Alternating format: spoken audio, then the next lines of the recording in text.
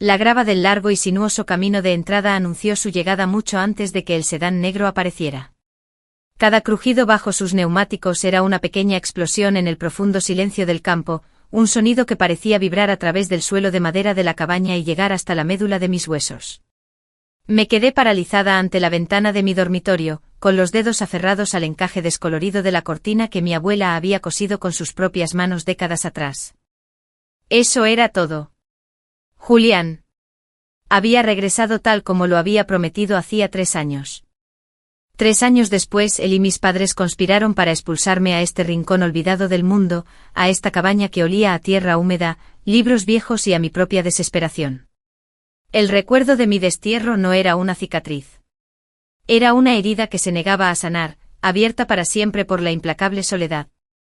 Aún sentía la fría presión del anillo de mi padre contra mi piel mientras me agarraba del brazo, guiándome hacia el coche. Veía la expresión tensa y decepcionada de los labios de mi madre, con la mirada apartada de la mía, como si yo fuera algo vergonzoso que ya no soportaba ver. Julián. El rostro de Julián era el que me atormentaba en las noches más oscuras. Su furia no había sido ardiente ni explosiva, sino fría, una rabia glacial que había congelado el aire entre nosotros. Mi mala conducta, la había llamado. Una palabra pulcra y estéril que englobaba todo lo que consideraba inaceptable en mí. Mi terquedad, mi renuencia a ser el accesorio refinado y silencioso que él necesitaba, mi terrible e imperdonable crimen de tener voluntad propia. Así que me habían enviado aquí, a este lugar de silenciosa decadencia, una tumba viviente para una mujer que se había atrevido a salirse de la raya. El primer año fue un borrón, una mancha monocromática de lágrimas y un silencio tan profundo que se convirtió en un rugido en mis oídos. El silencio me decía que no era nada. Susurraba que merecía este aislamiento, que era tan inútil y olvidada como el polvo que se acumulaba en los alféizares. Vagaba por los campos descuidados que bordeaban la cabaña, con el viento como única compañía, y sentía que me encogía, que me hacía más pequeño e insustancial con cada día que pasaba. Era un fantasma en mi propia vida, desvaneciéndose. El punto de inflexión, como suele ocurrir, no fue un acontecimiento dramático, sino un deshielo lento y gradual. Comenzó con la simple y brutal necesidad de sobrevivir. La leña no se cortaba sola. El pozo no sacaba su propia agua. Mi cuerpo, antes mimado y lánguido, se fortaleció y se volvió capaz. Se me formaron callos en las palmas de las manos y, con ellos, una fina capa de resiliencia sobre mi alma. Empecé un pequeño huerto, mis manos aprendieron el lenguaje de la tierra, la sensación de la vida que se abría paso obstinadamente hacia el sol. Fue un acto de desafío débil y desesperado, pero era mío. Y luego estaba Cal. Lo vi por primera vez en el mercado agrícola semanal del pueblo más cercano, un evento caótico y colorido que fue el punto culminante de mis semanas, por lo demás monótonas. Estaba forcejeando con un puñado de monedas deslustradas, intentando pagar un montón de zanahorias marchitas, con las manos temblando bajo la mirada impaciente del vendedor. Una repentina y abrumadora sensación de incompetencia me invadió, y sentí el ardiente cosquilleo de lágrimas de vergüenza. Estaba a punto de soltar las monedas y huir cuando una voz, serena y firme como el agua, me llegó desde atrás. Dejé que mis dedos largos y hábiles, manchados con lo que parecía arcilla o pintura, colocaran la cantidad correcta de dinero en el mostrador antes de que pudiera siquiera protestar. Me giré nervioso y me encontré mirando unos ojos del color de un mar embravecido. Era alto con una presencia serena y sólida que parecía ocupar más espacio del que su figura sugería. No sonrió con la condescendiente compasión a la que me había acostumbrado, ni me miró con la velada curiosidad que me identificaba como la chica de ciudad con pasado. Simplemente me miró. «Soy Cal», dijo con voz grave y retumbante. Tomó las verduras envueltas en papel marrón del vendedor y me las entregó. «Ella», logré susurrar con la voz ronca por la falta de uso. Él solo asintió como si mi nombre fuera lo más natural del mundo. «La tierra aquí es muy resistente. Necesitas añadir más compost a esas zanahorias». Señaló vagamente hacia mi cabaña. «Estoy al final del camino, en el viejo granero. Si necesitas ayuda». Y entonces se fue desapareciendo entre la multitud, dejándome allí de pie, agarrando mis zanahorias, con el corazón latiendo a un ritmo extraño y frenético contra mis costillas. Ese fue el comienzo. Cal era escultor, un artista que trabajaba la madera y la piedra, transformando las materias primas de la tierra en formas de una belleza impresionante y una fuerza silenciosa. Vivía en un granero reformado a pocos kilómetros de mi casa, un espacio impregnado del aroma a cedro y trementina, con creaciones a medio terminar que se alzaban como centinelas silenciosos bajo la luz polvorienta. Era un hombre de pocas palabras, pero su silencio era diferente del que me había atormentado. El suyo era una quietud apacible y contemplativa, un espacio donde los pensamientos podían crecer y respirar. Nunca me preguntó por mi pasado. Nunca fisgoneó. Parecía comprender intuitivamente las fracturas de mi alma, y en lugar de intentar abrirlas, construyó con delicadeza un andamio a su alrededor, ofreciéndome apoyo sin presión. Me enseñó cosas prácticas, como bordear correctamente un arriate, como identificar qué malezas valía la pena arrancar y cuáles podía dejar que se cuidaran solas. Una tarde lluviosa, me dio un bloque de arcilla fresca y húmeda y me dijo, muéstrale lo que sientes. No tiene por qué parecerse a nada. Había hecho una cosa retorcida y fea, llena de bordes afilados y profundas y feroces hendiduras.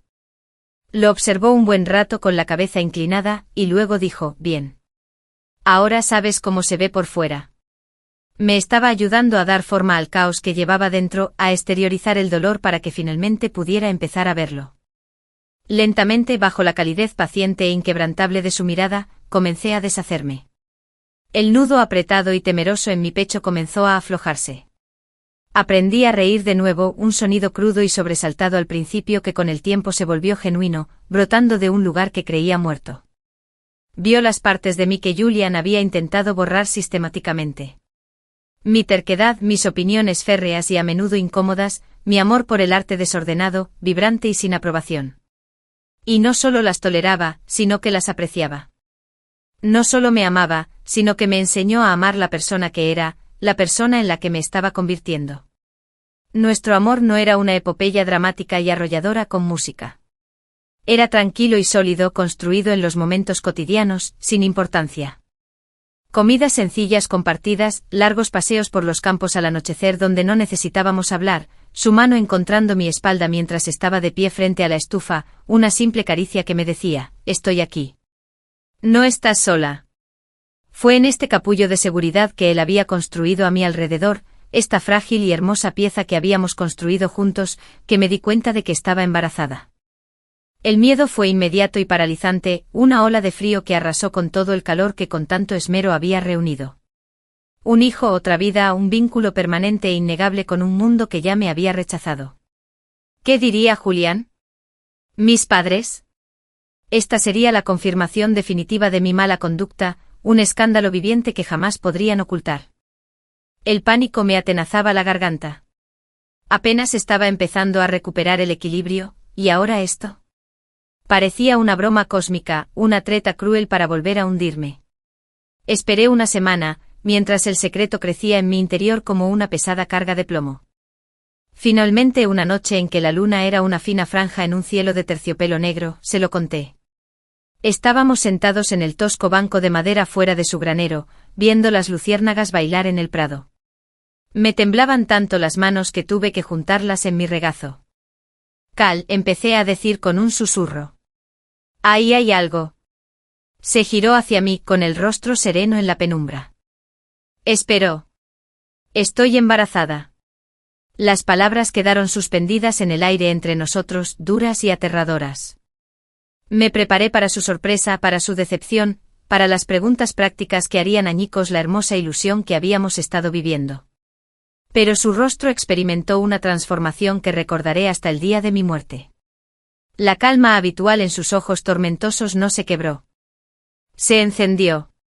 Se convirtió en una alegría brillante y ardiente que pareció iluminarlo desde dentro. No habló. En cambio me tomó la cara entre las manos, acariciando suavemente mis mejillas surcadas de lágrimas con sus pulgares. Me miró con tal asombro, con una felicidad tan profunda y sencilla, que mi miedo empezó a disminuir, no a desvanecerse, sino a ser repelido por una fuerza más poderosa y brillante. Ella susurró con la voz cargada de una emoción tan cruda que me dolió el corazón.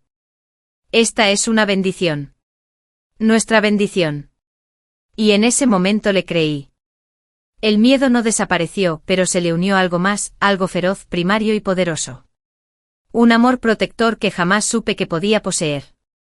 Este niño, nuestro hijo, ya no era un símbolo de mis errores pasados, sino una promesa para mi futuro. Un futuro que estaba eligiendo, construyendo para mí misma bajo mis propios términos. El embarazo fue un momento de cambio profundo y milagroso. Mi cuerpo, antes fuente de vergüenza y fracaso bajo la mirada crítica de Julián, se convirtió en un recipiente de absoluta maravilla. Kael le hablaba a mi vientre hinchado con su voz profunda y tranquila contándome historias del bosque y las estrellas, de ríos que desembocaban en el mar y montañas que rozaban las nubes. Preparamos la cabaña para el bebé. Kael construyó una cuna con un roble caído que encontró en el bosque. Trabajó en ella durante semanas, sus manos grandes y hábiles moldeando la madera con un toque artístico. La cuna terminada era robusta y hermosa, tallada con sencillos y elegantes patrones de hojas y enredaderas. Era una pieza de nuestro amor, sólida y auténtica. Cuando empezó el dolor, fue en medio de una violenta tormenta que pareció sacudir los cimientos de la cabaña. El viento aullaba como un alma en pena y la lluvia azotaba las ventanas en ráfagas horizontales. Kael me llevó a la pequeña clínica local, con la mandíbula apretada con una tensión que rara vez le veía, los nudillos blancos sobre el volante. El parto fue largo y arduo, una tormenta que reflejaba la de afuera, una prueba de fuego y dolor que me desnudó hasta mi esencia más profunda. Pero al abrazar a mi hijo por primera vez, un niño perfecto y chillón con una mata de pelo oscuro y los intensos ojos gris mar de Kael, cada momento de dolor, cada lágrima derramada en los últimos 3 años, quedó limpia. Él estaba aquí. Era real. Era nuestro. Lo llamamos Rouen por el árbol fuerte y resistente, que puede prosperar donde otros no. Ya tenía un mes. Un peso diminuto, cálido y dormido contra mi pecho, su aliento una suave bocanada contra mi piel. Era un testimonio viviente de mi renacimiento, de un amor que me había sanado. Mientras veía el elegante coche negro de Julian detenerse definitivamente frente a mi cabaña, abracé a Rouen con más fuerza, inhalando su dulce aroma a leche, usándolo como talismán contra la tormenta que sabía que estaba a punto de estallar. Julián creía que venía a rescatar a una mujer castigada y destrozada, una penitente que había aprendido la lección. Estaba a punto de encontrar una madre. Y una madre apenas comenzaba a comprenderlo, era la criatura más fuerte y feroz de la tierra. La batalla por mi vida había terminado. La guerra por mis hijos estaba a punto de comenzar. El golpe a la puerta no era una solicitud de entrada. Fue una declaración de propiedad, 3 golpes secos e imperiosos que parecieron estremecer la madera misma de la cabaña, un sonido que me sobrepasó los oídos y me llegó a los huesos. Respiré hondo para tranquilizarme inhalando el aroma de mi hijo, a leche, jabón de bebé y piel pura e inocente, mezclado con el humo de la leña de la chimenea y el tenue y omnipresente aroma de la lavanda que guardaba en cuencos para ahuyentar las polillas. Este era mi santuario, la vida que había construido con mis propias manos y un corazón que creía roto sin remedio. No dejaría que me arrebatara esto. No dejaría que envenenara este aire. Abrí la puerta. Y allí estaba Juin. El tiempo lo había tratado con esa amabilidad superficial que tiene con los privilegiados y los despiadados. Su cabello negro seguía perfectamente peinado, sin un solo mechón fuera de lugar a pesar de la brisa del campo. Su traje era de corte impecable, de un negro fúnebre que contrastaba con los vibrantes verdes y marrones del paisaje. Su rostro era igual de atractivo, igual de esculpido e igual de frío. Sus ojos del color de la escarcha invernal, me recorrieron y por un fugaz instante vi un destello de sorpresa que rápidamente reprimió. Ya no era la chica demacrada y pálida que él había despedido. Mis mejillas estaban sonrojadas por el sol y el viento, mi cuerpo estaba más fuerte, regordete por el embarazo y el trabajo físico de esta vida. Mi cabello, antes liso y recogido, era una melena más larga y salvaje sobre mis hombros. Y mis ojos ya no apartaban la mirada de los suyos. Elara, dijo con una voz suave y familiar de barítono que antes me habría hecho temblar con una mezcla confusa de deseo y miedo. Ahora solo se sentía vacío, una actuación sin público al que impresionar. Julián, respondí con voz firme sin el temblor que sin duda esperaba. Su mirada pasó de mí a la cabaña, contemplando el sencillo y hogareño espacio con una expresión de desprecio apenas disimulado. Se detuvo en la cerámica hecha a mano sobre la repisa, en un hermoso cuenco abultado que había hecho con col rizada, en la colorida manta tejida que cubría el brazo del sillón, en la ordenada pila de leña que la col rizada había partido y yo había apilado. Su labio se curvó casi imperceptiblemente. Entonces sus ojos, como dos reflectores, recorrieron la habitación y se posaron en la cuna. Y luego se posaron en la pequeña figura dormida acurrucada en el arnés contra mi pecho. El aire en la habitación se solidificó. Los suaves sonidos ambientales del campo, el canto de los pájaros, el susurro de las hojas, parecieron desaparecer, dejando un vacío de silencio. La temperatura pareció bajar 10 grados. Su rostro por un instante fue una plaga perfecta e incomprensible. Entonces la escarcha en sus ojos se convirtió en una ventisca. ¿Qué es eso?, preguntó con una voz peligrosamente baja, cada palabra como un trozo de hielo. Este es mi hijo, dije apretando inconscientemente a Rowen. Mi voz sonaba tranquila, una simple verdad en contraste con el tono áspero de su pregunta. Se llama Rowen. El silencio que siguió fue más denso que cualquiera que hubiera soportado en los solitarios primeros días de esta cabaña. Podía ver los cálculos que se desarrollaban tras sus ojos, la negación impetuosa, la rabia latente, todo controlado por una voluntad acostumbrada a doblegar la realidad a su antojo. Intentaba encajar esta nueva e imposible variable en la ecuación nítida de su mundo, y no cuadraba. Tu hijo, repitió con palabras monótonas, sin vida, como si estuviera probando una frase en un idioma extranjero cuyo significado no lograba comprender. Entró sin invitación, y su corpulencia me obligó a retroceder un paso. Cerró la puerta tras él, encerrándonos en una tensa burbuja, aislándome de la seguridad del mundo exterior. Explícate a Lara. No hay nada que explicar, Julián. Tuve un hijo. Mi respuesta fue breve y sencilla. No justificaría ni defendería. Solo afirmaría. ¿Con quién?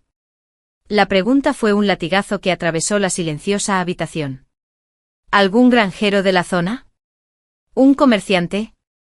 Pronunció las palabras granjero y comerciante con tal desprecio que sentí un calor sofocante en la nuca. No solo me insultaba a mí, sino a Cal y a todo el mundo honesto y trabajador que representaba. Eso no es asunto tuyo. Mi voz era más fría ahora, la calma comenzaba a endurecerse en algo más defensivo, más protector.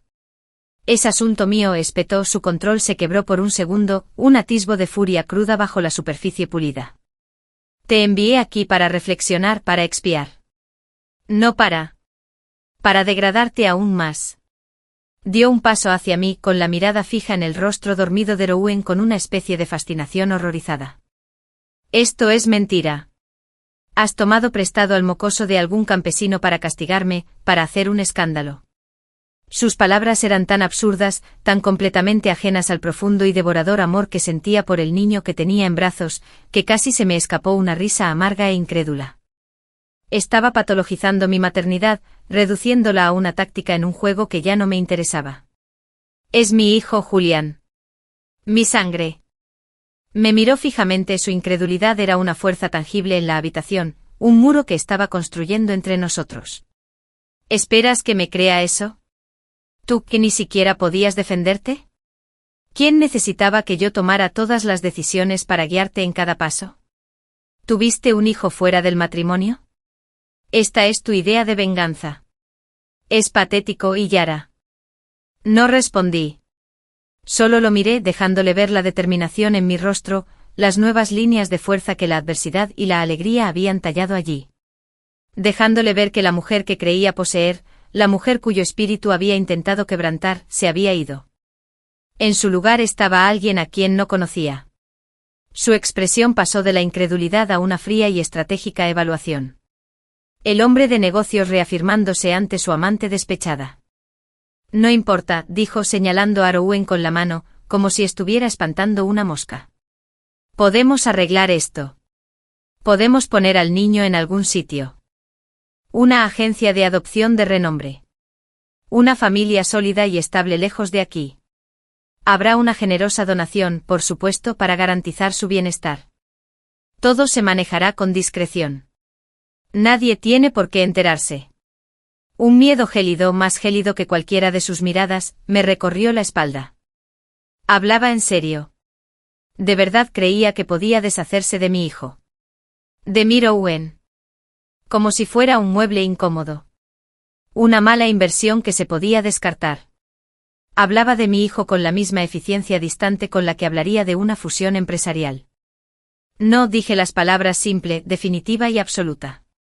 No seas tonta, chalera, dijo con un tono condescendiente, el que usaba cuando explicaba un concepto complejo a alguien que consideraba intelectualmente lento. No puedes pensar que lo vas a guardar. Sé racional. Vuelve a la ciudad conmigo. Dejaremos atrás este sórdido interludio. Empezaremos de nuevo. Empezaremos de nuevo. Las palabras eran un veneno, un borrador dirigido a mi alma. Quería borrar los últimos 3 años. Borrar mi crecimiento, mi sanación, mi amor por Cal, el milagro de la existencia de mi hijo. Quería retomarlo donde lo dejó con una alera dócil y destrozada que siempre estaría agradecida por su generoso perdón. No hay un nosotros, Julián, dije en voz baja pero clara, cada palabra era una piedra que caía en el estanque quieto de sus suposiciones. No hay vuelta atrás. Mi vida está aquí ahora. Un músculo se contrajo en su mandíbula, un pequeño pulso rítmico de furia. Tu vida está conmigo, con tu familia. Esto, señaló la cabaña, es un exilio temporal, no una residencia permanente. Tus padres te esperan. Yo te espero. Empaca tus cosas. Nos marchamos por la mañana. Se dio la vuelta como si el asunto estuviera zanjado. Había expresado su voluntad y por lo tanto se cumpliría. Caminó hacia la puerta, deteniéndose con la mano en el pomo. No me miró. Y por Dios, Alera, deshazte de ese bebé. Es una vergüenza. Entonces se fue cerrando la puerta tras él con un clic suave y definitivo que resonó en la habitación silenciosa. Me quedé paralizada en el centro del suelo, temblando, pero no de miedo. Era una furia incandescente, un fuego que consumió los últimos vestigios del miedo que una vez me había infundido. Miré el rostro tranquilo y dormido de Rowan, la curva perfecta de su mejilla, la pequeña mano de estrella de mar que descansaba sobre mi pecho. Él no tenía ni idea de la tormenta que lo rodeaba. Solo sabía que estaba a salvo y amado, envuelto en el calor de su madre. Quemaría el mundo entero antes de dejar que alguien le arrebatara eso. Oh, a mí. Julián creía que estaba allí para reclamar su propiedad. Estaba a punto de aprender, sin lugar a dudas, que algunas cosas, una vez liberadas y a las que se les enseña a amarse a sí mismas, nunca más pueden ser enjauladas. El frente de batalla estaba trazado. Y por primera vez estaba listo para luchar. La mañana amaneció gris y fría, el cielo, una lámina de hierro intacto que parecía aplastar el campo, sofocando su color y su canción. Julián regresó a la puerta de la cabaña a las 7 en punto con expresión de impaciencia, como si yo fuera un tren retrasado que se había visto obligado a esperar. Claramente esperaba que estuviera esperando con las maletas preparadas, dócil y lista para seguirlo obedientemente de vuelta a la jaula dorada, con mi espíritu rebelde finalmente quebrantado por una sola noche de su presencia. Había preparado una maleta, pero no para la vida que él imaginaba. Era una pequeña y resistente bolsa de lona, y en ella había guardado lo esencial para Rowan y para mí. Pañales, una muda de ropa para él, algunas prendas sencillas mías y los pocos tesoros personales que no me atreví a dejar, incluyendo el pequeño pájaro cantor de porcelana pintada de mi abuela. No era el equipaje de una mujer que regresaba a una vida de lujo. Era el equipaje de un soldado que iba a la guerra o de un refugiado que huía de un régimen. ¿Estás lista?, preguntó dirigiendo la mirada al portabebés donde Rowan estaba sujetado contra mi pecho. Su presencia era una auténtica refutación a los planes de Julián. Sí lo estoy, dije mirándolo fijamente a los ojos, con la voz desprovista de la emoción que me azotaba. Un destello de satisfacción cruzó su rostro. Confundió mi firme resolución con obediencia. Creyó que la visión de su coche, la promesa implícita de volver a mi antigua vida de tranquilidad, me había destrozado. No comprendía que la determinación de una madre no se doblega tan fácilmente. Está templada por el fuego, endurecida por un amor más poderoso que cualquier amenaza. El viaje a la ciudad fue silencioso y tenso, un viaje a través de un paisaje que parecía volverse más estéril y ordenado a cada kilómetro que nos acercábamos a nuestro destino. Rowan, sintiendo la tensión que me recorría el cuerpo, se inquietó un poco y pasé el viaje tranquilizándolo, concentrada por completo en mi hijo, construyendo un muro de atención maternal que excluía a Julian por completo. De vez en cuando intentaba entablar conversación, hablando de conocidos mutuos que ya no me importaban, de negocios que no significaban nada para mí, de eventos sociales del calendario, como si los últimos 3 años y el niño en mis brazos fueran un extraño sueño compartido del que ambos hubiéramos despertado. Tu madre ha redecorado el ala este, dijo en un momento dado con tono coloquial. Ha contratado a un nuevo diseñador de Milán. Está ansiosa por saber tu opinión. No respondí. Solo miré por la ventana el paisaje borroso con el corazón dolido por la cabaña, por la sencilla cuna de madera, por el aroma de la piel de cal. No pude contactarlo antes de irnos. Julián había insistido en que nos fuéramos de inmediato, vigilándome como un guardián mientras recogía mis cosas. Le dejé una nota, un garabato apresurado y desesperado, escondida bajo la piedra específica del jardín de hierbas, nuestro lugar secreto. Había escrito su nombre en solo 2 palabras. Vino. Esperaba con todo mi ser que lo encontrara, que lo entendiera, que no pensara que lo había dejado voluntariamente. Llegamos a la finca de mi familia al anochecer. Las largas sombras de los setos bien cuidados se extendían como dedos que agarraban el césped perfecto. La arquitectura extensa y fríamente clásica de la casa parecía menos un hogar y más un mausoleo para la persona que solía ser. Las pesadas puertas de hierro se abrieron silenciosamente y mientras conducíamos por el impecable camino de grava, sentí que los muros de mi antigua vida se cerraban a mi alrededor. Mis padres esperaban en el gran salón, escenario preparado para una representación de normalidad familiar. Mi padre, Alistair, permanecía de pie junto a la enorme chimenea de mármol, una estatua severa e inmóvil de desaprobación, con un vaso de cristal con un líquido ámbar en la mano. Mi madre, Beatrice, estaba sentada en el borde de un sofá tapizado de seda, con una postura tan perfecta que parecía dolorosa, y su rostro, una máscara cuidadosamente arreglada de tensa bienvenida. Sin embargo, sus ojos no estaban puestos en mí. Estaban fijos con una especie de fascinación horrorizada, en el bulto que llevaba en el cabestrillo contra mi pecho. «Y Lara», resonó la voz de mi padre, sin ninguna calidez ni saludo genuino. «Ya es hora de que recuperes la cordura y vuelvas a casa». «Madre». «Padre». Asentí con voz neutra. No les daría la satisfacción de ver mi miedo, mi dolor. Mi madre se levantó con movimientos gráciles y delicados, como una muñeca de porcelana manipulada. Se acercó con los brazos extendidos, para un abrazo que sabía que era para presumir, para Julian, para el público invisible que siempre observaba a nuestra familia. Sus ojos permanecieron fijos en Rowan. «Cariño, ya estás en casa». «¿Qué es esto?» «Esta historia que nos ha estado contando Julián». La palabra historia estaba impregnada de una incredulidad venenosa. Julián dio un paso adelante y me puso una mano posesiva en la espalda. Me aparté de su toque y sus dedos se apretaron brevemente en señal de advertencia antes de soltarme.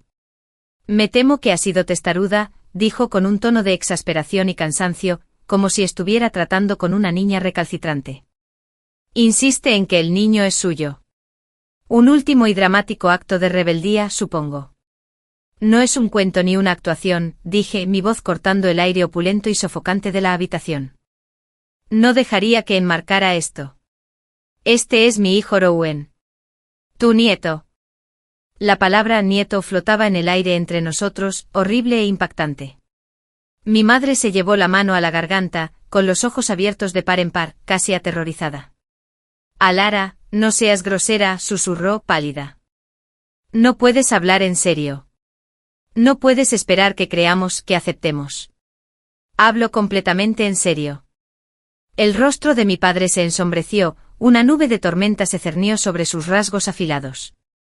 «Basta de tonterías», ladró y el sonido hizo que Rowan se despertara en su sueño. «Hemos tolerado tus caprichos, Lara, tus fases, pero esto es inaceptable.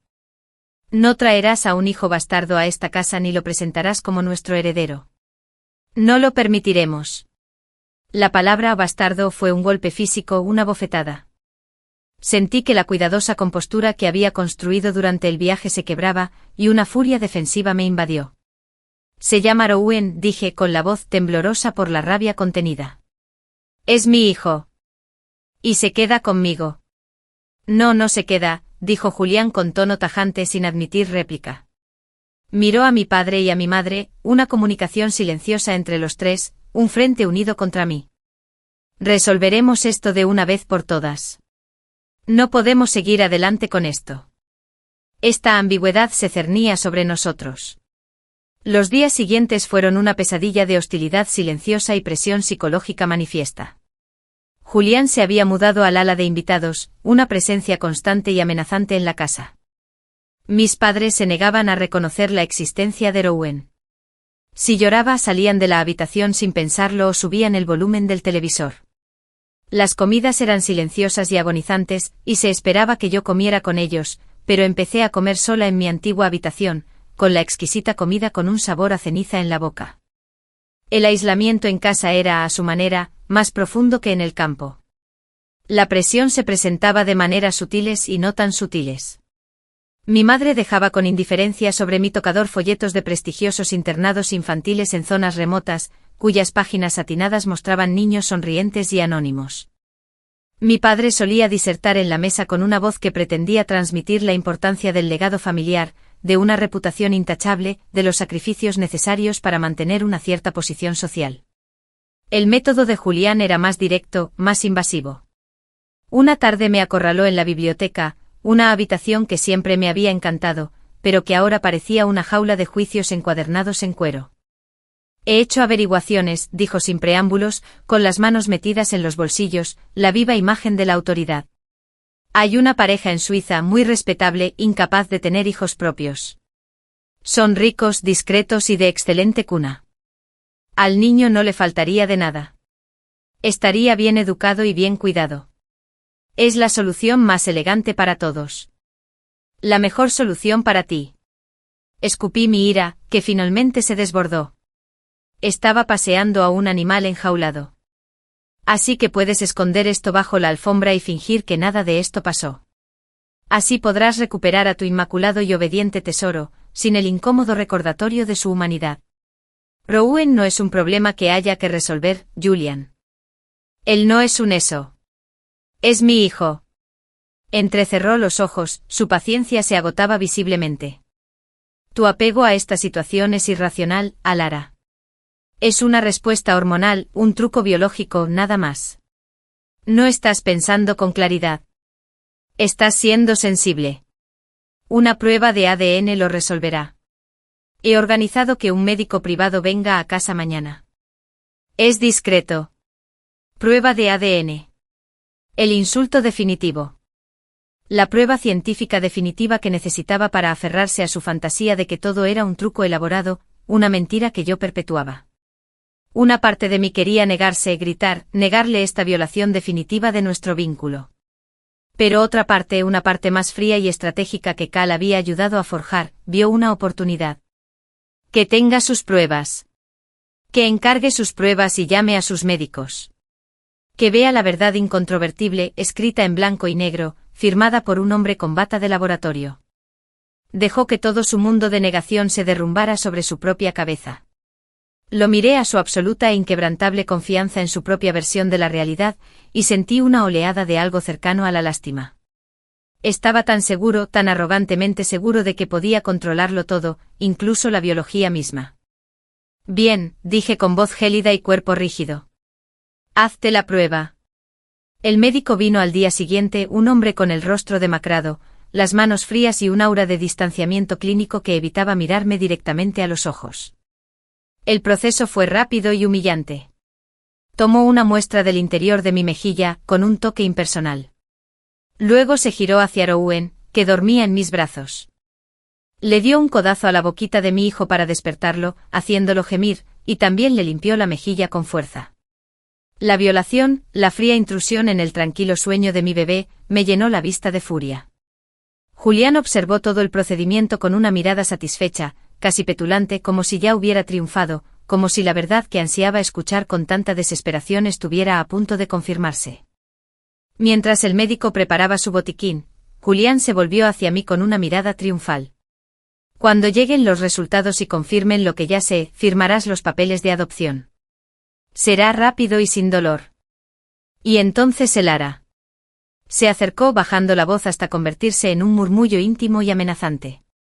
Por fin podremos dejar atrás este desafortunado capítulo y empezar de nuevo. Estaba tan seguro. Estaba a punto de recibir una verdad que no podía manipular, comprar ni ignorar. Y yo sabía con una certeza que se me había grabado en lo más profundo, que cuando esa verdad llegara, no sería el final de mi lucha, sino el principio de su fin. Los días posteriores a la visita al médico fueron un estudio en animación suspendida, una lenta y agobiante tortura de espera. La imponente finca con sus pasillos resonantes y sus silenciosos retratos juzgando, se sentía menos como un hogar y más como una prisión dorada. Cada tic-tac del ornamentado reloj de pie en el vestíbulo principal era un martillazo contra mis nervios, una cuenta regresiva para una inevitable explosión sísmica. Me retiré encerrando mi mundo en mí mismo hasta que solo consistió en las 4 paredes de mi antiguo dormitorio y la pequeña sala de estar anexa. Fue allí, rodeada de los fantasmales artefactos de mi pasado, las impecables muñecas de porcelana con sus escaleras vacías, los libros intactos encuadernados en cuero sobre etiqueta y linaje, los insulsos paisajes pastel, donde alimenté mi futuro. Rowan fue mi ancla en este mar de hostilidad. Sus necesidades eran sencillas, inmediatas y puras, un lenguaje de verdad que traspasaba las capas de mentiras y pretensiones que asfixiaban al resto de la casa. Sus llantos no eran manipulaciones. Eran comunicaciones honestas de hambre o malestar. Sus gorgoteos eran estallidos de alegría sin complicaciones. La forma en que su pequeña mano, como una estrella de mar, se cerraba instintivamente alrededor de mi dedo era una confianza tan absoluta que parecía un voto sagrado. Cuidarlo ya no era solo un deber de madre. Fue un acto de profunda rebeldía. Cada pañal que cambiaba en la cama cubierta de seda, cada biberón que preparaba con agua de la tetera de plata esterlina, cada suave y desafinada canción de cuna que cantaba en el silencio opresivo era una declaración. Existimos. Estamos aquí. Somos reales y no seremos borrados. Mi madre rompió la regla tácita de nuestro aislamiento una vez durante este tiempo. Entró en la sala sin avisar, su perfume, una nube de intensa dulzura floral que parecía ofender hasta el mismo aire, contrastaba marcadamente con el simple aroma a talco y leche para bebés. No se sentó. Se quedó de pie, rígida, con la mirada escudriñando la habitación con evidente desagrado antes de finalmente, a regañadientes, posarse en Rowan, que dormía plácidamente en la cuna portátil que había insistido en traer de la cabaña. Esto ya ha durado demasiado, Valera, dijo con la voz baja y aguda, como si temiera que las paredes mismas se murieran. Estás destrozando a esta familia con esta terquedad. No fui yo quien me echó, madre, respondí sin levantar la vista de la pequeña y suave manta que doblaba y volvía a doblar, con movimientos pausados, para evitar que me temblaran las manos. No soy yo quien se niega a reconocer a mi propia sangre. Eso, susurró quebrando la compostura, no es de carne y hueso. Es un error, un escándalo viviente que podría arruinarnos a todos. Las conexiones comerciales de tu padre, nuestra posición en la comunidad, la familia de Julian, ¿has pensado en algo de eso? ¿Alguna vez piensas en alguien más que en ti misma? La miré entonces, la miré de verdad, quizás por primera vez desde mi regreso. Vi las finas grietas de ansiedad alrededor de su boca meticulosamente cuidada, el brillo desesperado, casi frenético, en sus ojos. Era una mujer que había construido con esmero toda su identidad, su valor, sobre la base de la aprobación social y una apariencia impecable, y yo, su propia hija, estaba en el centro de su hermosa vida con una cerilla encendida. Pienso en Rowan, dije en voz baja, con voz firme a pesar de la tormenta que sentía en mi interior. Ese es mi trabajo ahora. Es lo que hace una madre. Ella pone a su hijo primero. Se estremeció como si la hubiera golpeado en la cara. No, susurró con la voz temblorosa y un veneno que nunca antes me había oído dirigido. Usa esa palabra con tanta ligereza. No tienes idea de lo que significa ser madre en nuestro mundo. Significa sacrificarse por el bien de la familia. Significa hacer lo necesario por desagradable que sea. Su mirada se dirigió al Moisés. Significa ser responsable. ¿Te refieres a entregar a mi hijo? Las palabras fueron como piedras frías y planas que cayeron entre nosotros. Me refiero a crecer, espetó, rompiéndose por completo su máscara de control. Esta fantasía tuya, este romance rústico que has urdido con un bruto retrógrado. Es indigno de ti, Alara. Es vulgar y es indigno de ti. Estás destinada a algo más que esto. Estabas destinada a Julian. Estabas destinada a esta casa, a esta vida. Yo nunca estuve destinada a Julian, dije, y mi voz adquirió una fuerza que parecía surgir de lo más profundo de mi ser, del lugar donde el peso de Rowan reposaba sobre mi corazón. Yo estaba destinada a ser una hermosa posesión silenciosa que él pudiera exhibir, igual que tú lo fuiste para papá. Un trofeo. No quiero esa vida. Ya no. Prefiero ser común y amada que refinada y vacía. Su rostro se endureció en una máscara de furia pura y sin adulterar. Toda pretensión de preocupación maternal se desvaneció, dejando atrás la ambición y el miedo descarnados que siempre la habían impulsado. Eres una niña tonta y egoísta.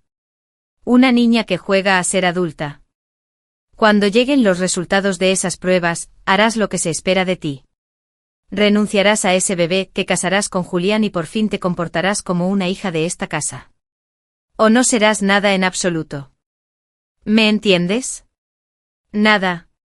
Dio media vuelta y se fue cerrando la puerta con un clic tras ella, con un aire de escalofriante inapelabilidad. Sus palabras, absolutamente nada, resonaron en la silenciosa habitación. Pero ya no tenían poder sobre mí. Ser nada en su mundo, en el mundo de Julián, sonaba a la forma más pura de libertad. 3 días después, la espera terminó. Un mayordomo de rostro sombrío entregó un único sobre impecable directamente a las manos de Julián. Me convocó al estudio de mi padre. La habitación era un templo a la autoridad patriarcal, toda de madera oscura y reluciente, cuero noble y estanterías llenas de libros imponentes sin leer. Mi padre estaba sentado tras el enorme escritorio como una fortaleza, como un rey en su trono. Julián estaba a su lado, sosteniendo el sobre sin abrir. Parecía triunfante, un cazador que por fin ha acorralado a su presa. La verdad está aquí, Alara, dijo Julián con voz empalagosa y condescendiente. Golpeó el sobre contra la palma de la mano. Acabemos con esta farsa y sigamos con nuestras vidas. Me extendió el sobre. No lo tomé. Léemelo, dije con voz apagada. No le daría la satisfacción de verme temblar las manos. Un atisbo de fastidio cruzó su rostro, pero pronto fue reemplazado por una seguridad petulante. Quería ser él quien diera el veredicto. Abrió el sobre con un movimiento limpio y preciso y sacó una sola hoja de papel. Sus ojos recorrieron el lenguaje formal y legalista, buscando la única línea que importaba. Observé su rostro, mi propio corazón era un tamborileo sordo y constante en mis oídos. Vi cómo la confianza, la seguridad absoluta se desvanecía, como el desvanecimiento del color de una fotografía. Frunció el ceño confundido. Sus labios, a punto de pronunciar las palabras que condenarían mi mentira, se quedaron quietos. Volvió a leer la línea crítica, con los nudillos blancos al apretar el papel. Esto es imposible, susurró con una exhalación ahogada de incredulidad. ¿Qué dice, Julián?, preguntó mi padre con voz aguda y llena de impaciencia. Se inclinó hacia adelante con las manos apoyadas en el escritorio. Julián apartó la mirada del periódico y la posó en mí, con los ojos abiertos por una sorpresa tan profunda que resultaba casi cómica. Parecía un hombre que acababa de presenciar la derogación de las leyes de la física. La probabilidad de maternidad, leyó con voz ronca, es del 99,99%. Las palabras cayeron de sus labios como piedras en un estanque en calma. Ella es la madre biológica. El silencio en la habitación era absoluto, más denso y profundo que cualquier otro que hubiera existido antes. Mi padre se quedó mirando boquiabierto con la mente visiblemente luchando por procesar la información. La verdad científica, irrefutable, comprada y pagada, acababa de alzarse y desmantelar la piedra angular de su fantasía compartida. Había mirado su negación a los ojos y la había tildado de mentira. Julián se recuperó primero y su conmoción se transformó en una ira nueva, más volátil y peligrosa. El papel, testimonio de una realidad que se negaba a aceptar, se convirtió de repente en un enemigo. Lo arrugó en su puño, un gesto violento y espasmódico.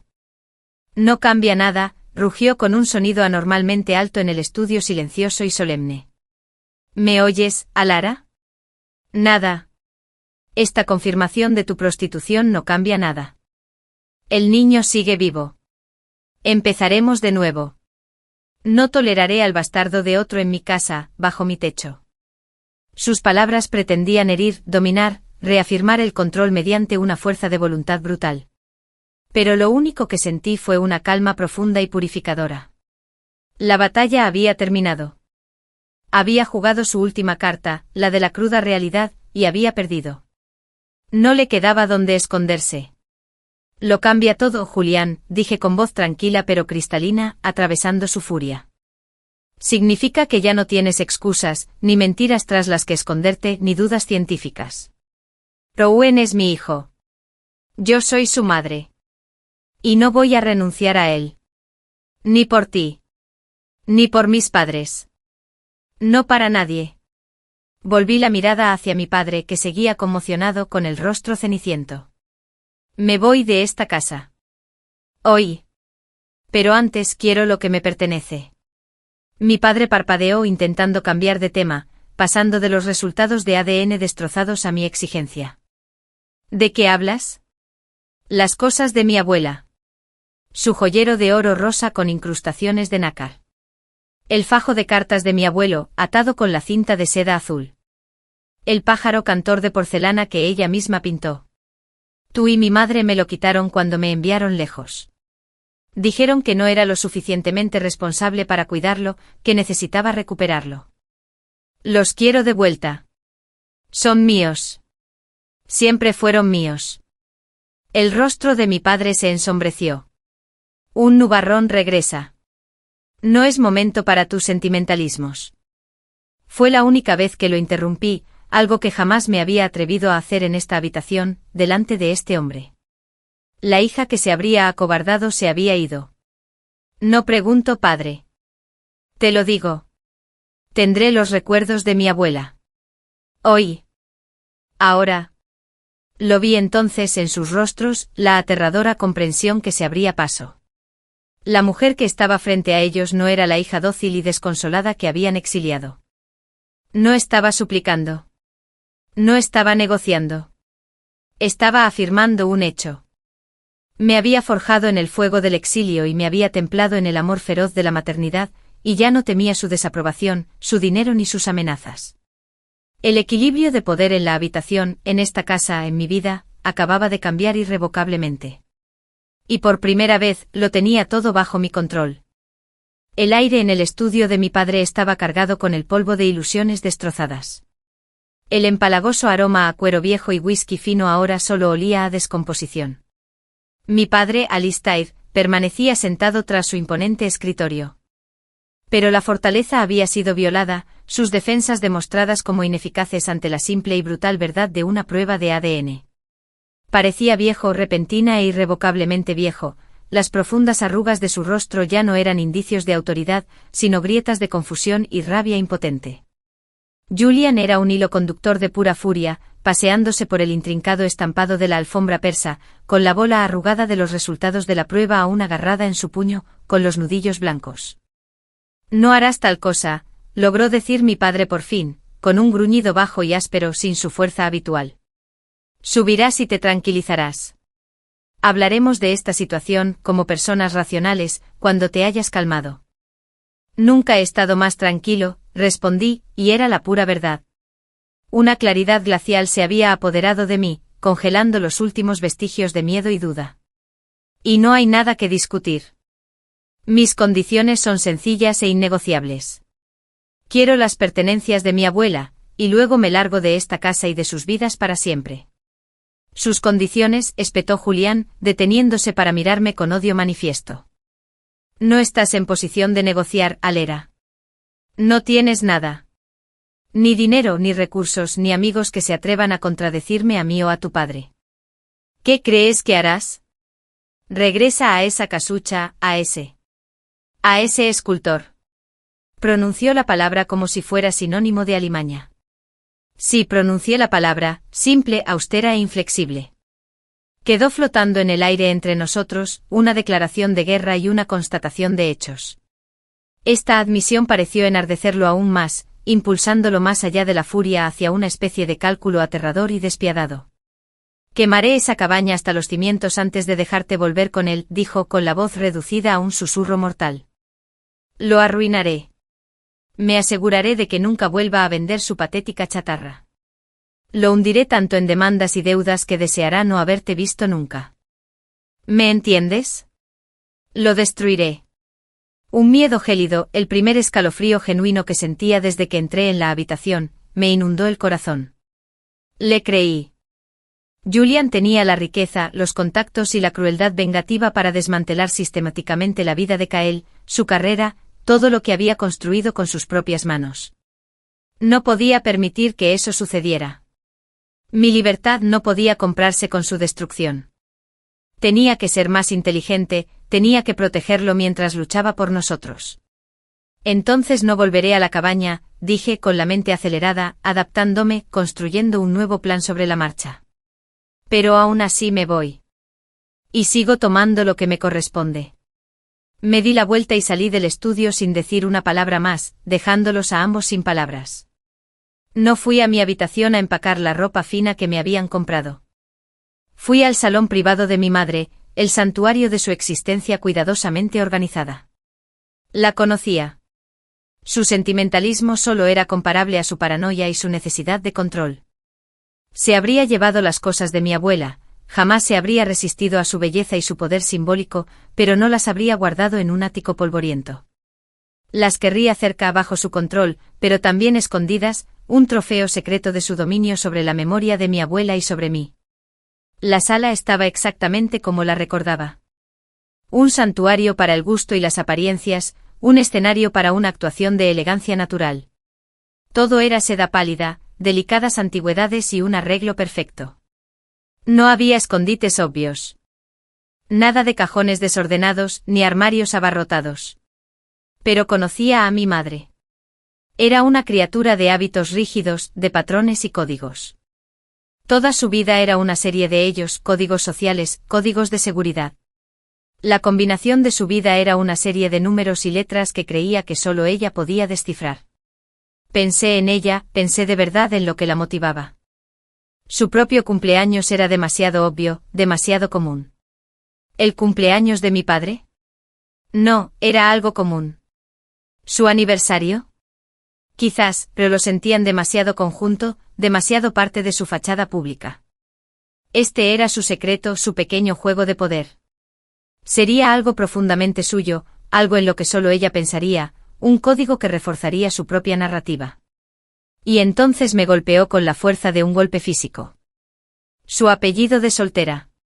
Nunca jamás dejó que nadie olvidara que era una Vanderlei antes de ser una Sterling. Estaba feroz y arrogantemente orgullosa de su propio linaje, considerándolo a menudo superior al nuevo dinero de mi padre. Lo blandía como un escudo. ¿Y los números? El año en que murió su propio padre, el formidable patriarca. La gran tragedia de su vida que había convertido en arma, una historia que contó para generar compasión e imponer respeto. El año en que su propia jaula dorada se había cerrado por completo. Me acerqué a la elegante y pequeña caja fuerte de pared, ingeniosamente escondida tras una acuarela enmarcada de un jardín inglés olvidable.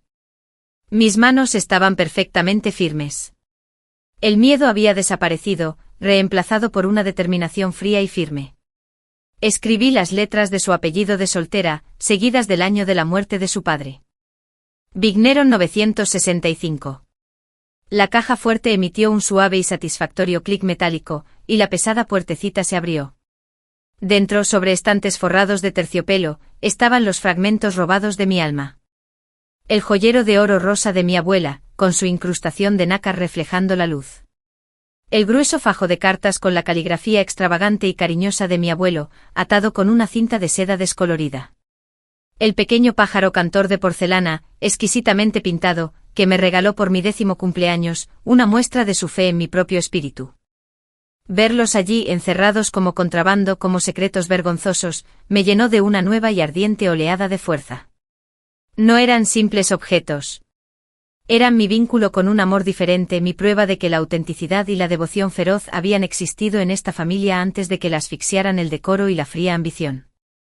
Saqué un pañuelo de seda del cajón inmaculado de mi madre, una prenda costosa y sinuosa, y envolví cada prenda con cuidado y reverencia, creando un espacio entre sus preciadas superficies y la cruda realidad de esta casa. Los metí en la bolsa grande y sencilla que había traído. Las reliquias familiares parecían completamente fuera de lugar junto a los pañales y los pijamas de repuesto de Rowan. Al cerrar la caja fuerte, el clic fue el sonido de un capítulo de mi vida cerrándose para siempre. Salí de la sala, con la bolsa pesada al hombro, y casi choqué con mi madre en el pasillo. Era evidente que venía a buscarme, su rostro era una máscara de impaciencia contenida. Su mirada pasó de mi rostro a la bolsa abultada y deforme, y lo comprendió todo, seguida de una oleada de horror puro y puro. ¿Qué has hecho?, susurró con la voz entrecortada. He recuperado lo que es mío, dije rozándola. Me agarró del brazo, sus dedos, como garras, se clavaron en mi carne a través de la manga. Ladrona. Siseó con el rostro desencajado, sin rastro alguno de elegancia. Ladrona desagradecida. Después de todo lo que hemos hecho por ti, te acogimos, te vestimos, te dimos un nombre que significa algo, ¿así es como nos lo pagas? ¿Robándome? ¿Forzando mi caja fuerte? Nunca fueron tuyos, madre, dije soltándome el brazo de su agarre. La tela de mi manga se rasgó ligeramente con la fuerza, igual que yo nunca fui tuya para entregarla. Bajé por la gran escalera curva con la cabeza bien alta, cada paso sobre el mármol pulido como una deliberada y última señal. Mi padre y Julián estaban en el cavernoso vestíbulo, su acalorada discusión cesó bruscamente al verme descender. Llevaba la bolsa colgada del hombro, mi propósito grabado en cada línea de mi cuerpo. «Me la han robado», gritó mi madre desde lo alto de la escalera, su voz resonó en el vasto espacio, un sonido de pánico puro y teatral. Rompió mi caja fuerte. Por las joyas. Julián se movió al instante para bloquear la enorme puerta principal tallada. No te vas a ninguna parte, Lara. Baja esa bolsa. Ahora. ¿O qué, Julián? Lo desafié deteniéndome a unos metros de él, con voz tranquila, casi curiosa. ¿Me sujetarás físicamente? ¿Llamarás a la policía y les dirás que robé mis pertenencias de la caja fuerte de mi madre? Por favor, hazlo. Me encantaría contarles toda la historia. Estoy seguro de que a la prensa le fascinará. Que Sterling Gary sea repudiado por tener un hijo ilegítimo suena peculiar, ¿no crees? Dudó un momento mirando fijamente a mi padre.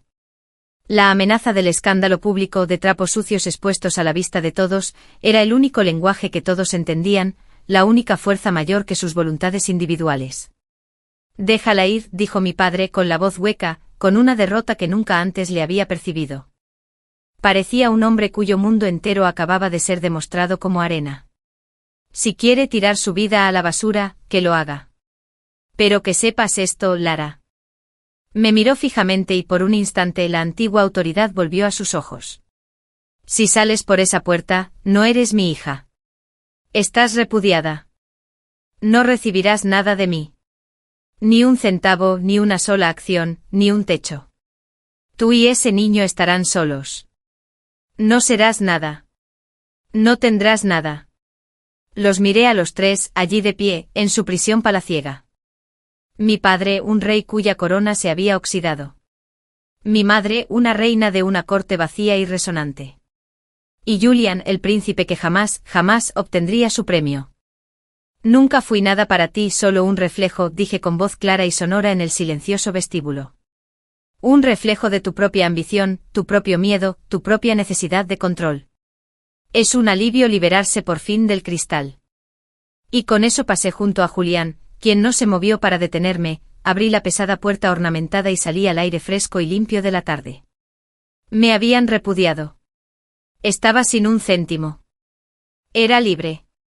Me ajusté la mochila que contenía mi pasado al hombro, acomodé a mi hijo, que representaba mi futuro, firmemente contra mi pecho, y empecé a caminar por el largo y cuidado camino de entrada, dejando atrás para siempre la jaula dorada y sus amargados guardianes rotos.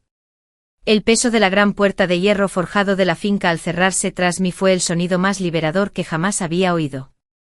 Fue un último punto metálico al final de una larga y dolorosa frase. Por un instante me quedé de pie en la tranquila calle arbolada, respirando el aire fresco de la noche, sintiendo cómo me invadía la realidad de mi libertad. Fue una sensación aterradora y emocionante. Estaba sola. Totalmente sola. Tenía un bebé de 1 mes en una bolsa de reliquias. No tenía dinero, ni plan, ni hogar al que regresar.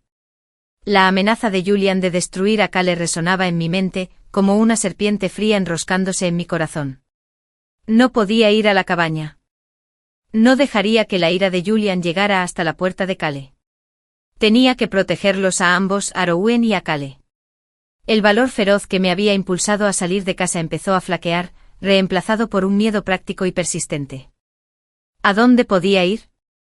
Un hotel era imposible sin tarjeta de crédito ni efectivo.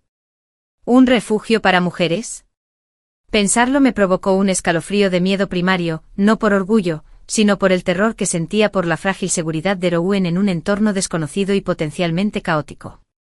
Las luces de la ciudad brillaban a lo lejos, un laberinto extenso e indiferente de hormigón y cristal. Era una diminuta mota solitaria contra su inmenso e indiferente telón de fondo. Por primera vez desde que me enfrenté a Julian y a mis padres, el peso de mi aislamiento cayó sobre mí. Se me escapó una lágrima, trazando un camino cálido y solitario por mi mejilla. Le siguió otro y luego un sollozo que ya no pude contener, un sonido áspero y desgarrado, arrancado de lo más profundo de mi agotamiento. La enormidad de todo aquello era sofocante. Me deslicé sobre un muro de piedra bajo y frío al borde de la acera, abrazando a Rowan, mientras mi cuerpo temblaba con sollozos silenciosos y aterrorizados. Se movió con la carita arrugada en el sueño, percibiendo mi angustia. En el bolsillo de mi sencillo abrigo, mi teléfono era un peso muerto. ¿A quién podía llamar? Todos mis amigos formaban parte de ese mundo, examinados y aprobados por mis padres y Julian. Le informarían a Julian de mi ubicación de inmediato o me mostrarían compasión, con condiciones, sermones, reprimendas y, finalmente, una traición. Estuve en el exilio 2 veces. Y entonces mis dedos, fríos y temblorosos, rozaron el teléfono. Había un número. Una persona que nunca había formado parte de ese mundo. Una persona que me había mostrado lo que se sentía recibir apoyo incondicional, que había querido a mi abuela con fervor y, por extensión, siempre había tenido debilidad por mí. Pero llamarlo parecía demasiado peligroso, demasiado directo. Julián lo estaría vigilando, estaba segura. Era el primer lugar donde buscaría, el primer número que habría marcado. Una llamada mía sería como un faro que lo llevaría directo a la ruina de Cal. Mi mente, buscando un ancla en la creciente ola de pánico, aterrizó en el recuerdo del día que dejé la cabaña. La nota apresurada y desesperada que había escrito.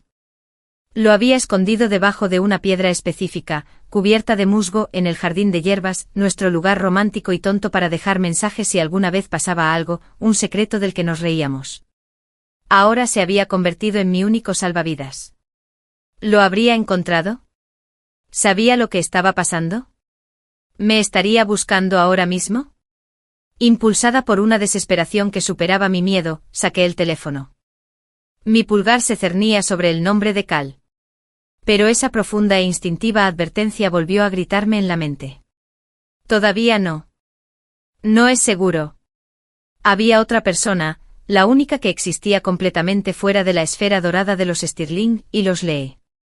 Una vieja amiga de mi abuela, una mujer llamada Maeve, que regentaba una pequeña librería, ferozmente independiente, en una zona bohemia y algo destartalada de la ciudad que mi familia jamás se dignaría a visitar. Mi abuela solía llevarme allí a tomar el té a escondidas, una rebelión semanal contra los estrictos horarios y las actividades permitidas de mi madre. Era un lugar polvoriento y con olores maravillosos, estanterías enormes de libros y ojos amables e inteligentes que lo veían todo. Hacía años que no hablaba con Maeve, pero ella había querido a mi abuela, y tenía que creer que ese amor se extendía, aunque fuera un poco, a mí. Era un riesgo. Una llamada a un número conocido podía rastrearse, pero era el único riesgo que me quedaba. Con dedos temblorosos y torpes encontré el número de la tienda buscando en internet y marqué. Sonó varias veces, cada tono como un martillazo en mi corazón. Estaba a punto de rendirme a la desesperación, cuando una voz cálida, familiar y sensata respondió. La paje curiosa, Maeve, hablando. Maeve. Mi voz era un susurro entrecortado, entre lágrimas. Es Alara. Alara Stirling. Hubo una pausa, pero fue una pausa de sorpresa, no de rechazo. ¿Alara? Cielos, niña. ¿Eres tú? Suenas. ¿Estás bien? La preocupación genuina e inmediata en su voz, tan distinta del frío cálculo del que acababa de escapar, quebró lo que me quedaba de determinación. La historia me salió atropelladamente descoordinada. El destierro o el regreso de Rowan Julian, la prueba de ADN, el ultimátum, el rechazo final y cruel de mi familia, mi repudio. Le dije que estaba en la calle, justo afuera de la urbanización, con el bebé y sin ningún sitio a dónde ir. Escúchame, Alara, dijo Maeve con voz firme e inmediata, como un salvavidas en mi mar tempestuoso. No estás sola. ¿Me entiendes? No estás sola. Dime exactamente dónde estás. Cierro la tienda ahora mismo y voy a buscarte. No te muevas. No hables con nadie. Quédate quieto. 20 minutos que parecieron eternos después, un sedán amarillo, destartalado, se detuvo junto a la acera. Maeve salió, una mujer alta y angulosa con una nube de pelo plateado alborotado, vestida con una bata salpicada de pintura sobre la ropa. No dijo ni una palabra. Simplemente abrió los brazos y entré en ellos, sollozando contra su suave chal de lana. El aroma a libros viejos y jabón de lavanda era una bomba para mis nervios destrozados.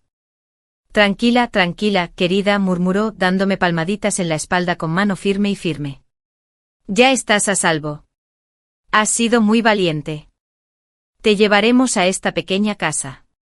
Su apartamento encima de la librería era un santuario hermoso y desordenado. Estaba repleto de libros, plantas exuberantes, lienzos a medio terminar y los reconfortantes aromas a canela, papel viejo y té recién hecho. Me acomodó en un sofá mullido y cómodo, repleto de cojines bordados, me preparó una taza de té dulce y fuerte, y tomó a Rowan de mis brazos temblorosos, arrullándolo como si fuera la cosa más preciosa y natural del mundo. Ahora, dijo una vez que haya bebido el té y mis temblores hayan empezado a disminuir, lo primero que debemos hacer es avisarle a ese joven tuyo que estás a salvo. Debe estar loco de preocupación. No puedo, dije, volviendo el miedo. Julián, amenazó. Conozco hombres como Julián, dijo Maeve con los ojos brillando con una luz feroz y antigua. Son acosadores. Y los acosadores se basan en el miedo. Pero nosotros no vamos a tener miedo. Vamos a ser inteligentes. Rebuscó en un cajón y me dio un celular prepago barato, aún en su empaque. Usa esto. Es un quemador. Nadie puede rastrearlo. Llama a Tucael. Cuéntaselo todo. Luego haremos un plan. Mis manos aún temblaban mientras manipulaba torpemente el paquete y marcaba el número de Kael en el teléfono nuevo. Sonó solo una vez antes de que respondiera, con la voz tensa y preocupada. Hola. ¿Quién es? Kael, susurré y el sonido de su voz me provocó una nueva oleada de alivio y lágrimas. Soy yo. El cambio al otro lado de la línea fue instantáneo y palpable. Ayera. Dios mío, ¿dónde estás? ¿Están bien Rowan y tú? Encontré tu nota y me he vuelto loca. Llegué a la ciudad. He estado recorriendo sus casas, intentando encontrarte, verte. Sus palabras salieron a borbotones, un torrente de miedo y amor. Había venido por mí. Ya estaba aquí en la ciudad, buscándome. Las lágrimas volvieron a brotar, pero esta vez eran lágrimas de profundo alivio. Estoy a salvo, logré decir. Estoy con una amiga de mi abuela. Maeve. Le di la dirección de la librería. Kael Julian te amenazó. Dijo que te arruinaría. Dijo que destruiría tu carrera. Oí el gruñido bajo y protector en su garganta, un sonido que nunca antes le había oído. Déjalo intentarlo. Lo único que importa es que tú y Rowan estén a salvo. No te muevas. Ni siquiera respires. Estoy a 10 minutos. Cuando sonó el timbre, el corazón me dio un vuelco.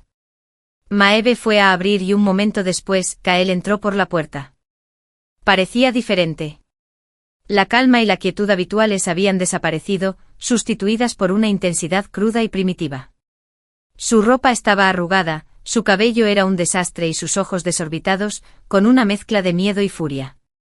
Su mirada se cruzó con la mía al otro lado de la habitación y en 2 largas y frenéticas zancadas estaba allí, de rodillas frente al sofá, abrazándonos a Rowen y a mí, tan fuerte, tan desesperado, que parecía que intentaba absorbernos en su ser, hacernos parte de él para no separarnos jamás. Te tengo, susurró en mi pelo con la voz cargada de una emoción cruda que le estremeció todo el cuerpo. Te tengo ahora. Estoy aquí. Nunca más te dejaré ir. Nunca. En sus brazos, con el familiar y sólido aroma a humo de leña y pino que lo caracterizaba, los últimos vestigios de miedo y frío se desvanecieron. Este era mi santuario. No un lugar, sino una persona. Este era mi lugar. La guerra no había terminado, lo sabía. El mundo exterior seguía siendo hostil y lleno de amenazas. Pero por primera vez desde que Julian llamó a la puerta de mi cabaña, no luchaba sola. Estaba en casa. Los primeros días en el apartamento de Maeve fueron un torbellino de recuperación agotada y planificación en susurros. El terror palpitante que lo azotaba se había calmado, reemplazado por un zumbido sordo y constante de ansiedad. La amenaza de Julian de destruir a Cal era un espectro que rondaba los rincones de las acogedoras habitaciones llenas de libros. Vi la tensión en los hombros de Cal, como sus ojos se dirigían a la ventana ante cualquier sonido inesperado. Era un hombre de paz, un creador, y yo había traído una guerra a su puerta. Pasaba horas en el teléfono prepago que Maeve le había dado, su voz era un murmullo bajo y constante en la otra habitación. No podía oír sus palabras, pero podía ver la tensión de su mandíbula, el brillo duro y desconocido en sus ojos tormentosos. El amable escultor que conocí se alejaba, y en su lugar había alguien mayor, más duro, un hombre con una historia que solo había vislumbrado en fragmentos. Una noche, después de que Rowen se durmiera, lo encontré de pie junto a la ventana, contemplando las luces de la ciudad iluminadas por la lluvia. El silencio entre nosotros estaba cargado de miedos no expresados. ¿Qué vamos a hacer, Cal? Pregunté con voz queda. No podemos quedarnos escondidos en el apartamento de Maeve para siempre. Y Julian, lo decía en serio. Vendrá por ti. Se giró hacia mí y su mirada era a la vez aterradora y reconfortante. Era una mirada de resolución absoluta e inquebrantable. No me tocará, dijo con voz tranquila, pero con un nuevo núcleo de acero. Y nunca jamás volverá a tocarte ni a ti ni a Rowen. Me aseguraré de ello. ¿Cómo? La palabra era una súplica. Tiene mucho poder. Influencia económica. Tiene el tipo de poder que está escrito en el papel, dijo Cal, con una leve y fría sonrisa en los labios. Es un poder que se puede borrar. Se acercó y se sentó a mi lado, tomando mis manos entre las suyas. Eran las manos que amaba, fuertes y capaces por su trabajo, pero ahora se sentían diferentes. Se sentían como las manos de un general. Alara, hay cosas de mi pasado que nunca te conté. Quería dejarlo todo atrás. Quería ser solo Cal, el hombre que te amaba y trabajaba la madera. Mi corazón latía con inquietud. ¿Qué dices? Mi nombre, el nombre con el que nací, es Calchee. El nombre no me decía nada. Negué con la cabeza, confundido. Mi familia no se junta con los Sterling ni con los Lee, explicó, aún en voz baja. No nos importan sus galas ni sus páginas de sociedad. Mi abuelo construyó un imperio en el transporte marítimo y la logística. Mi padre lo expandió. Es un hombre despiadado. Me alejé de todo porque no quería saber nada de ese mundo, de esa ambición fría. Pero nunca renuncié a mi participación. Sigo siendo accionista mayoritario de Chee Global. Las piezas empezaron a encajar, formando una imagen que jamás podría haber imaginado. El hombre tranquilo del campo, el profesor paciente, el padre cariñoso, era el descendiente de un imperio corporativo. Las fortunas Lee y Sterling, continuó con la mirada fija, se construyen sobre la base de proveedores de crédito y rutas marítimas. Mi familia controla la base sobre la que se construyen esos cimientos. Voy a arrancarles esa roca de debajo. Un escalofrío me recorrió la espalda. No se trataba solo de esconderse o huir. Esto fue un contraataque. Cal, ¿qué harás? Ya empecé, dijo. Llamé a mi padre. ¿Tu padre? Pero dijiste que no le hablaste. No lo hice. Durante años. Pero él respeta el poder y desprecia la debilidad. No me presentaré ante él como un hijo pródigo. Me presentaré ante él como un Che que reclama mi autoridad para destruir a dos familias que se atrevieron a amenazar lo que es mío. Me ayudará, no por amor, sino porque le divierte y le interesa. Lo ve como si finalmente estuviera cobrando coraje. Su forma fría y estratégica de hablar me impactó. Esta era una faceta de él que nunca había visto, una faceta que había permanecido sepultada bajo capas de paz y arte. Estaba usando las mismas herramientas que había rechazado para salvarnos. Durante la semana siguiente nuestro santuario sobre la librería se convirtió en un centro de mando. Cal estaba constantemente al teléfono o en la vieja computadora de Maeve, completamente concentrado. Murmuraba términos que no entendía del todo. Una adquisición hostil. Congelación de crédito. Activos apalancados. Anulación de contrato de transporte marítimo. Maeve nos traía comida y paseaba tranquilamente a Rouen en un portabebés, dándonos espacio. Nunca hacía preguntas, solo nos brindaba un apoyo firme e inquebrantable. Veía las noticias con un nudo en el estómago. Al principio era pequeña, oculta en las secciones de negocios. Lee Corporation enfrenta una volatilidad bursátil inexplicable. Un misterioso consorcio inicia una agresiva compra de acciones de Lee. Sterling Industries pierde un socio clave en el transporte marítimo del Pacífico. Los titulares eran áridos, pero podía sentir el caos que se escondía tras ellos. Podía imaginar la furia de Julian, el pánico de mi padre. Cal me mostró un artículo en la pantalla. Las acciones de Sterling Industries se desploman al retirarse grandes inversores. Señaló un nombre que no reconocí. Esa es una de las empresas fantasma de mi padre. Está sucediendo muy rápido, susurré, una parte de mí horrorizada por la enorme fuerza destructiva que estaba desatando.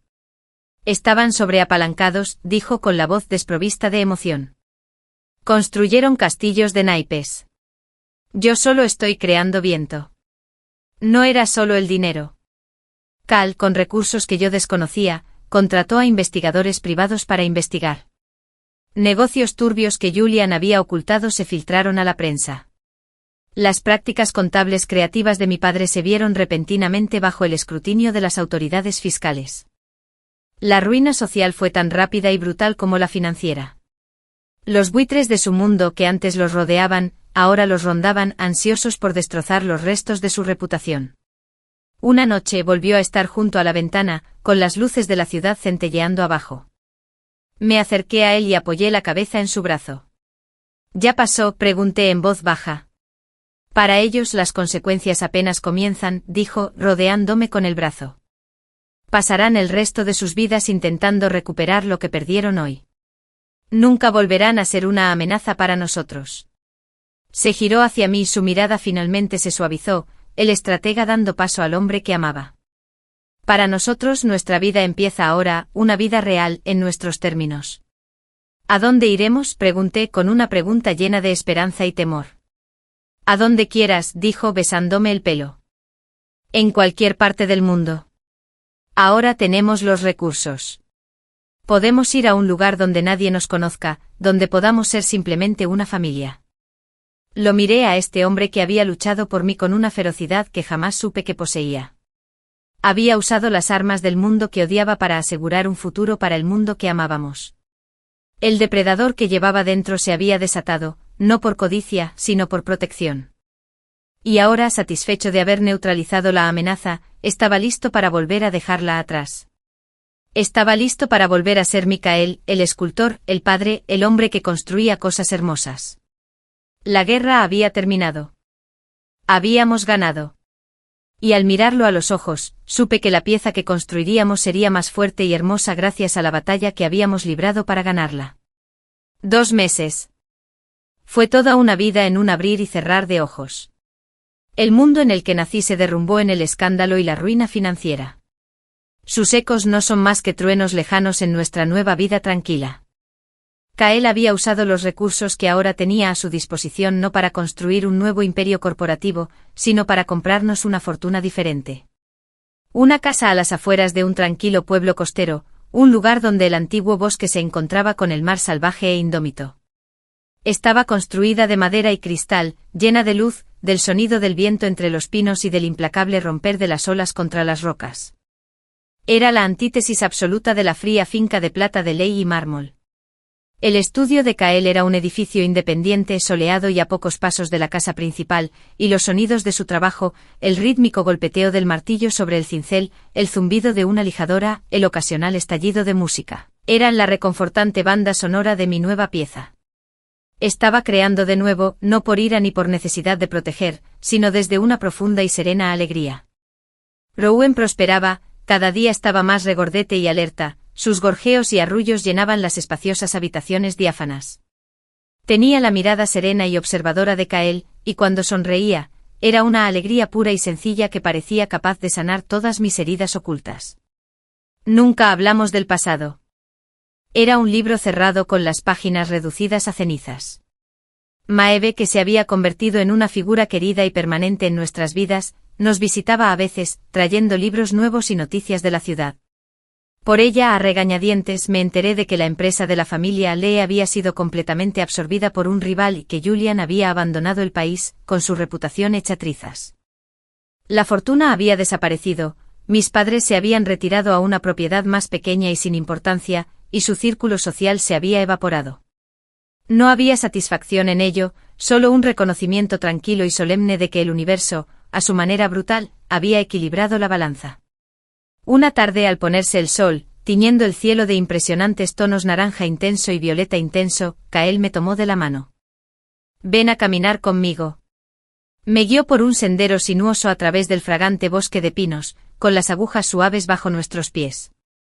El sendero se abría a una pequeña cala privada, una perfecta medialuna de arena blanca abrazada por acantilados que la protegían. Y allí, en el centro de la cala, había construido un arco con madera de deriva desgastada, entretejido con hebras de algas marinas y las delicadas y resistentes flores silvestres que crecían en los acantilados. Debajo, Maeve estaba radiante, sosteniendo en brazos a un serval que balbuceaba alegremente. Se me cortó la respiración. Kael se volvió hacia mí, sus ojos tormentosos se suavizaban en el crepúsculo, llenos de un amor tan profundo que me dolió el corazón. No se arrodilló. Simplemente se paró frente a mí, mi compañero, mi igual, y tomó mis manos entre las suyas. Eyara, comenzó con la voz ronca por la emoción, que me llenó los ojos de lágrimas.